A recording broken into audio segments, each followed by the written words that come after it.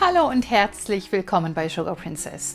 Wir sind wieder zurück aus Kroatien, gut erholt und ihr seht, wir haben den Sommer mitgebracht. Es ist richtig heiß im Land und deswegen habe ich mir gedacht, starte ich mit einer erfrischenden Sommertorte, nämlich mit meiner Caipirinha-Torte. Die besteht aus einem Krümelboden, meinem Sugar Princess Biscuit und einer super erfrischenden, fruchtigen und leckeren Caipirinha Sahne-Joghurt-Creme. Die Zutaten findet ihr wie immer hier unter dem Videotitel in der Beschreibung. Dort findet ihr auch den Link zum Rezept, zum Nachlesen und zum Ausdrucken. Also ihr müsst nicht mitschreiben. Alle wichtigen Utensilien und Zutaten, auch einige, findet ihr bei mir im Sugar Princess Shop. Schaut dort auch unbedingt vorbei, denn ich habe eine Aktion gestartet. Sommer 25, mit dem Code Sommer 25 bekommt ihr im Shop 10% auf alles. Und das lasst euch bitte nicht entgehen. Bevor wir jetzt ins Rezept starten, vergesst bitte auch nicht, den Kanal zu abonnieren, falls ihr es noch nicht getan habt. Dann einfach auch hier die kleine Glocke aktivieren. Dann bekommt ihr immer eine Benachrichtigung, wenn ich ein neues Video hochgeladen habe. Jeden Sonntag um 10 Uhr gibt es ein neues Torten- oder Kuchenvideo. Lasst uns starten in das wunderschöne Caipirinha-Tortenrezept. Ich starte jetzt hier bei dieser Torte mit einem Krümelboden. Und zwar, damit sie einfach noch etwas festlicher wird. Wir geben uns einfach 200 Gramm fein gemahlene Butterkekse in eine Schüssel. Und hinzu kommt jetzt 100 Gramm Butter, zerlassen. So, und das alles miteinander schön vermengen, bis eine bröselige Masse entsteht. Ganz genauso wie bei meiner Zitronentorte, die ich euch vor den Ferien gezeigt habe, die übrigens auch wunderschön ist und die ohne Backen funktioniert. Bei dieser hier haben wir ja unseren Sugar Princess Biscuit am Vortag schon vorgebacken. Backt am besten morgens, dann ist es noch nicht so heiß. So, das reicht auch schon. Alles hat sich gut verbunden. Sehr lecker. Und dann können wir die Masse auch schon in unsere Form geben. Und das ist dann unser sozusagen Untergrund für die Torte. So, bevor wir aber loslegen, schneide ich erstmal den Sugar Princess Biscuit aus der Form. Den Biscuit bitte am Vortag vorbacken und über Nacht am besten im Kühlschrank lagern. Dann lässt er sich wunderbar krümelfrei oder nahezu krümelfrei schneiden. So, holen wir den mal raus. Wunderbar.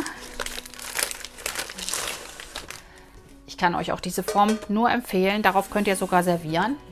Also es ist meine absolute Lieblingsform. 26 cm Boden. Und den holen wir uns deswegen schon raus, damit wir hier den Ring auch schon mal drum stellen können und auf die entsprechende Größe ziehen können.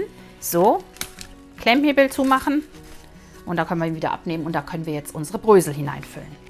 Den gerade noch beiseite, den schneiden wir uns nachher zweimal horizontal durch in 3 Böden. So, der Aufbau ist folgender: die Tortendrehplatte, damit ihr die Torte gut bewegen könnt. Cakeboard, da empfehle ich euch natürlich das Sugar Princess Cakeboard. Eine Tortenpappe darauf legen und jetzt den eingestellten Tortenring darauf. Wie gesagt, das kann auch der 15er Tortenring sein, auch den bekommt ihr bei mir im Shop. Ich nehme jetzt den 10er und verwende noch eine Tortenrandfolie, um sicher zu gehen. So. Ja, also wenn ihr den 15er Tortenring habt, braucht ihr auch keine Tortenrandfolie. Der ist dann hoch genug. Ich bin jetzt auch nicht sicher, deswegen mache ich jetzt noch die Folie dran. Gerade die Kleberchen hier oben noch dran machen, dass man sie nachher gut abkriegt. So, und das wählt sich natürlich immer so ein bisschen die Folie. Das ist nicht so schlimm, das kriegen wir gleich hin, wenn wir hier unsere Krümelmasse einfüllen. Die geben wir jetzt einfach gerade in die Mitte.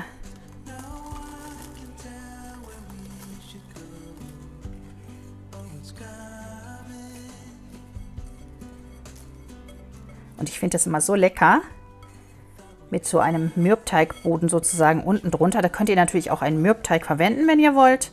Aber jetzt im Sommer dann zweimal backen, ist dann auch zu viel. Und jetzt drücken wir das hier mit der Streichhilfe alles schön fest.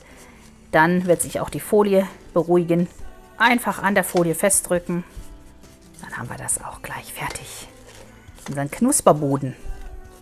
Das geht auch mit einem Glas zur Not, wenn ihr die Streichhilfe nicht habt. Aber ich kann sie euch nur empfehlen. Ihr könnt sie für alles wirklich super gebrauchen.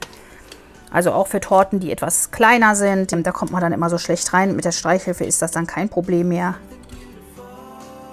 Das ist wirklich ein super, super Werkzeug. Kann ich nur empfehlen. Ist ein bisschen eine Gewöhnungssache, damit zu arbeiten. Aber wer sie einmal dann sich daran gewöhnt hat, der wird sie nicht mehr missen wollen. So, alles ist schön festgedrückt. Sehr gut. Die Folie ist auch fest, hängt gut drin.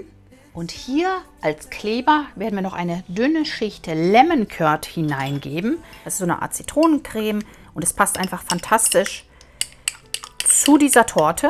Einfach so ein paar Löffelchen. Ich versuche das Lemon Curd in den Shop aufzunehmen. Ich weiß aber nicht, ob es klappt. Also 125 Gramm, das müsste eigentlich reichen. Wieder mit der Streichhilfe schön auf den Bröseln verstreichen. Eine dünne Schicht reicht uns. Wir wollen nur einen Kleber haben, denn darauf kommt jetzt der erste Boden. Und dass wir einfach hier auch schon einen schönen, fruchtigen Boden unten drin haben. Wunderbar, alles ist schön glatt gestrichen, sehr lecker. Ich liebe Lemon Curd, schmeckt einfach fantastisch. Jetzt stelle ich den Boden erstmal kalt und schneide mir in der Zeit den Biskuit durch. Gerät vom Backpapier befreien. Und der hat jetzt bei mir 5 cm Höhe. Dieses Messer kann ich euch nur empfehlen, ist ein absoluter Gamechanger. Bevor ich dieses Messer hatte, habe ich auch immer krumme Böden geschnitten, mehr oder weniger. Mit diesem Messer ist das jetzt Vergangenheit. Gott sei Dank, ich habe mich immer aufgeregt. Jetzt sind sie immer gerade.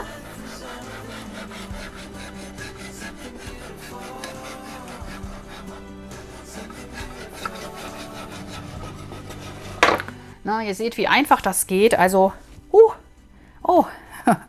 okay, hier ist noch ein Eiweißnest gewesen. Das soll natürlich nicht sein, aber macht nichts. Das kann mal passieren. Habe ich nicht gut genug verrührt. Und jetzt schneide ich den hier nochmal und zwar auf 1 cm ungefähr. Da kann man hier nämlich abmessen.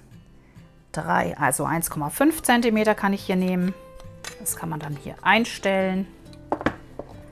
Welche Höhe man haben möchte, dann dazu macht man einfach diese Seitenteile ab, schiebt sie wieder dran, das geht ganz schnell und dann kann man schon schneiden.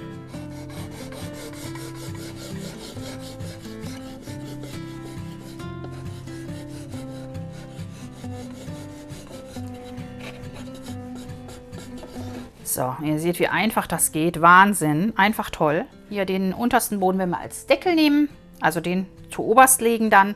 Und jetzt geben wir hier unseren ersten Boden hinein. Auf das Lemon Curd. Und da kann das auch schön sozusagen ankleben so ein bisschen. Wunderbar, das stellen wir uns gerade wieder kalt, denn jetzt kümmern wir uns erstmal um die Creme. So, und für diese geniale, erfrischende und super, super lecker fruchtige Cachaça-Creme, Cachaça-Limettencreme, geben wir uns 500 Gramm griechischen Joghurt in eine Schüssel. Hinzu gebe ich etwas abgeriebene Zitronenschale. Die habe ich mir getrocknet gehabt vor den Ferien noch. Ihr könnt aber auch Limettenschale verwenden, wenn ihr eine Bio-Limette bekommt. Ich habe leider keine bekommen, deswegen nehme ich jetzt die Zitronenschale. Dazu kommt 125 Milliliter Limettensaft. Das ist so ungefähr der Saft von 4 Limetten, aber es gibt ihn auch fertig zu kaufen in so einem kleinen grünen Fläschchen. Dazugeben 125 Milliliter. Jetzt haben wir hier noch den Cachaça. So sieht er aus. Gibt es verschiedene natürlich. Also hier hinten steht dann Cachaça drauf. Und dann wisst ihr, das ist das Richtige. Wenn ihr keinen Alkohol verwenden wollt, dann könnt ihr stattdessen auch den einfach weglassen oder noch ein bisschen mehr Zitronen- oder Limettensaft verwenden. Da gebe ich jetzt 4 Esslöffel Cachaça hinzu. 1, 2, 3, 4. Das hier alles schön verrühren miteinander und währenddessen Gelatine fix einrühren lassen. Und zwar 2 Beutelchen. Ich versuche euch das in den Shop aufzunehmen, kann es aber nicht versprechen, dass es klappt. Und ganz am Schluss, nachdem wir dann unsere Sahne zugegeben haben, erst den Zucker einrühren.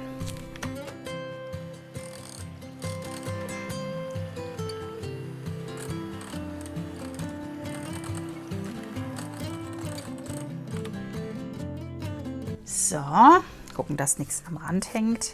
Also ihr könnt natürlich auch mit normaler Gelatine arbeiten, aber ich habe mir gedacht, wir machen es uns jetzt mal einfach bei der Hitze. Nehmen Gelatine fix. So, die Sahne schlage ich mir jetzt gerade und dann gebe ich sie zu unserer Mischung hinzu und dann kommt noch der Zucker dazu. Da könnt ihr einfach Zucker nach Belieben verwenden. Ich habe jetzt 40 Gramm und probiere dann mal aus, ob es süß genug ist.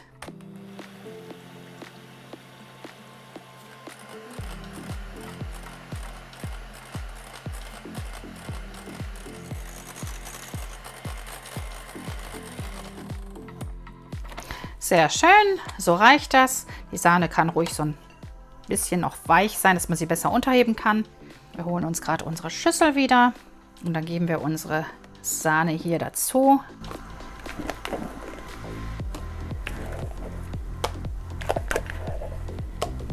Das wird eine wunderschöne Creme, duftet wahnsinnig lecker jetzt schon. Gerade noch mit verrühren.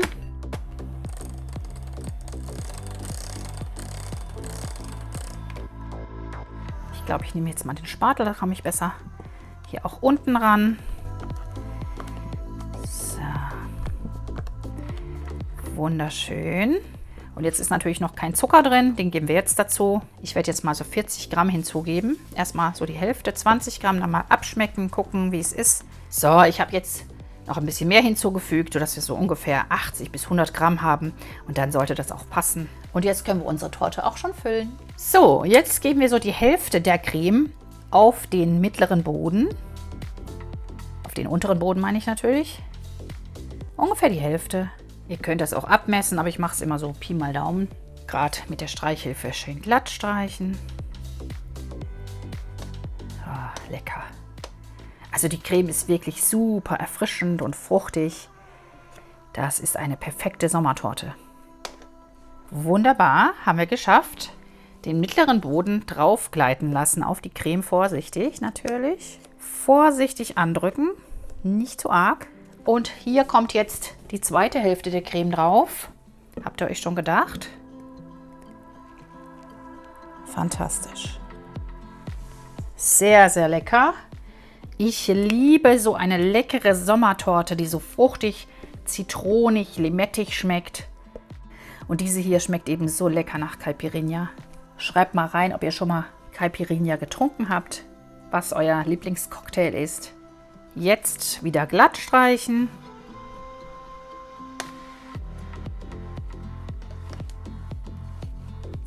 Und den sozusagen untersten Boden jetzt zu oberst auflegen. Vorsichtig draufgleiten lassen.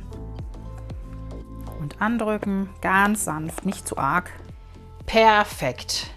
Jetzt darf die Torte erstmal für mindestens 4 Stunden, besser noch über Nacht, dann seid ihr nämlich auch ausgeruht am nächsten Tag, in die Kühlung. Am besten noch abgedeckt mit einem Tortenretter. Ich habe hier immer so einen ganz leichten, der passt dann hier oben schön drauf. Und dann sehen wir uns wieder zum Dekorieren der Torte. So, die Torte war bei mir über Nacht abgedeckt im Kühlschrank. Und ich denke, sie ist schön fest geworden. Ziehen wir mal den Ring hoch. Die Folie abziehen.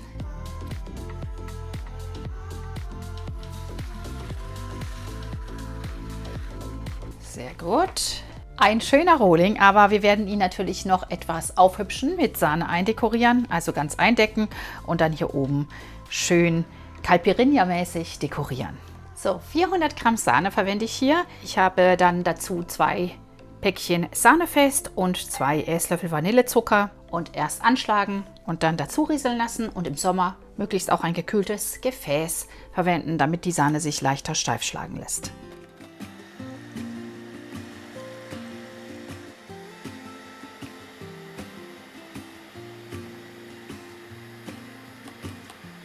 Never felt tomorrow closing in this fast. Oh, I guess time. So reicht es fürs Einstreichen erstmal und für die Dekoration können wir dann einfach nochmal etwas fester aufschlagen. Etwas auf die Oberfläche geben.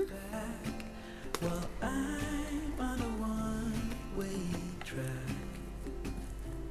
Now I know. So reicht erstmal. Und dann schön alles auf der Oberfläche verstreichen. Zu den Seiten runter. Natürlich möglichst gleichmäßig. Und wenn eure Torte sehr krümelig sein sollte, dann könnt ihr auch erst eine Krümelkruste auftragen, dass die Krümel sich binden. Sie kurz kalt stellen und dann nochmal drüber gehen mit der Sahne. Aber hier geht es jetzt eigentlich. Und die Palette, sollte sie Krümel dran haben, dann immer abstreichen an einem separaten Gefäß, damit wir unsere Sahne nicht verunreinigen. Wenn die Torte einmal ringsherum eingedeckt ist, ziehen wir sie einmal mit der Teigkarte ab. Ich nehme hier meine Sugar Princess Teigkarte. Die hat eine wunderbar scharfe Kante. Damit kriegt ihr eine absolut Top-Torte hin.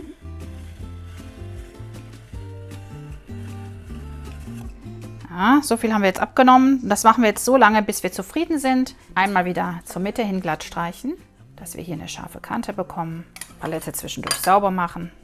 So, der Rohling ist fertig eingedeckt. Ich habe das Ganze zweimal hintereinander gemacht. Bei der Hitze gar nicht mal so einfach. Es fließt so ein bisschen alles. Aber jetzt sieht die Torte gut aus und wir können sie uns einteilen.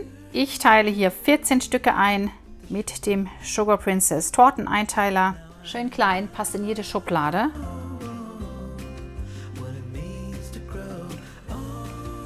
Sehr schön. So, die restliche Sahne habe ich mir nochmal steifer aufgeschlagen. Hier vorne ist die Spritztülle 1M, meine Lieblingstülle. Und los geht's. Wir spritzen uns die Rosetten auf die Stücke am Ende jeweils.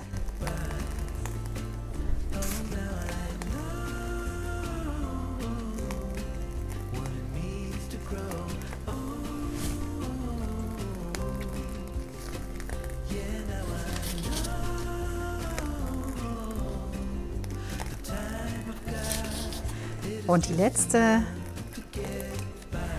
Sehr schön, die Rosetten sind drauf. Wir haben auch noch ein bisschen Creme übrig, allerdings nicht mehr viel. So, und dann kommen unsere Limetten oben drauf. Ich setze sie so ein bisschen schräg. Das erzeugt eine schöne Spannung in der Torte. Einfach nicht alles ganz gerade. Und natürlich versuchen die Limetten so hauchdünn wie möglich zu schneiden. Und die letzte. Eine wunderschöne Sommertorte. Jetzt setze ich noch meine Minzeblättchen auf jedes zweite Stück.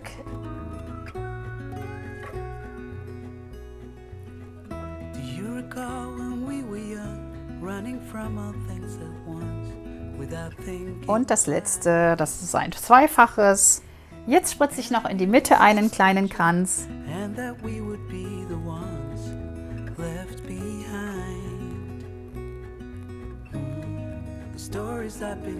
Und so ist die Torte fast fertig, denn natürlich darf in der Mitte eine große Limette nicht fehlen. Und die setze ich jetzt hier so drauf. Und natürlich noch eine Minze hinten dran.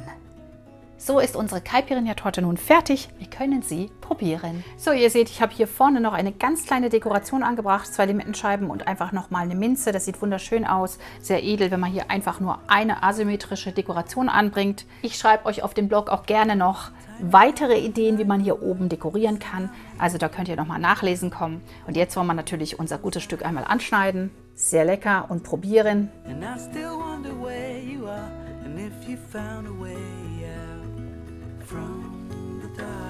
Geht super durch, bleibt fast nichts hängen am Messer.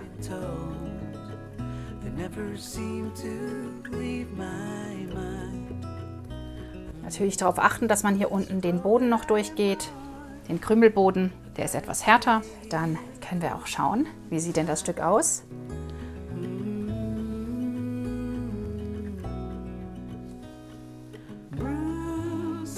Und da kommt unsere fantastische Caipirinha-Torte. Einfach der Wahnsinn. Wunderschön. Gerade mit den verschiedenen Schichten, dem Keksboden noch unten drunter. Also eine absolut klassische Torte. Ihr werdet begeistert sein. So, ihr Lieben, sieht das nicht wunderschön festlich aus? Also ich weiß ja auch nicht. Das würde auch eine schöne Torte für eine Hochzeit abgeben, ganz ehrlich. Ein Jubiläum oder einen schönen Geburtstag im Sommer. Also das ist wirklich eine wahre Festtorte. Lasst uns probieren.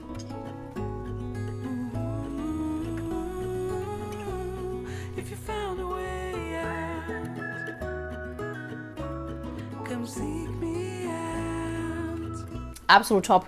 Super erfrischend, schmeckt fantastisch nach Caipirinha, nach den Limetten, also richtig erfrischend. Ein Sommertraum. Absolute Nachbackempfehlung für diese Torte. Ja, das war meine erfrischende, fruchtige Caipirinha-Torte. Eine fantastische Torte für eure Sommerparty, für die festliche Kaffeetafel im Sommer. Also wirklich eine klasse Torte. Ich freue mich schon auf eure Fotos. Schickt sie mir gerne über Facebook oder Instagram. Die Links dazu findet ihr auch hier unten unter dem Videotitel in der Beschreibung, sowie das Rezept und natürlich den Link zum Blog. Vergesst nicht, es gibt die Sommeraktion. Mit dem Code SOMMER25 bekommt ihr 10% auf alles. Also deckt euch ein mit den super Sachen, die ihr euch schon immer gewünscht habt. Es sind alles erprobte Utensilien. Es ist meine Backlinie dabei, die immer noch versandkostenfrei zu euch kommt. Ja, was soll ich sagen? Schaut vorbei, deckt euch ein und habt Spaß mit den neuen Backutensilien. Wir sehen uns nächste Woche hier wieder am Sonntag um 10 Uhr, wie immer. Und bis dahin wünsche ich euch ganz viel Freude mit meinen Rezepten und viel Spaß beim Backen. Tschüss! Give me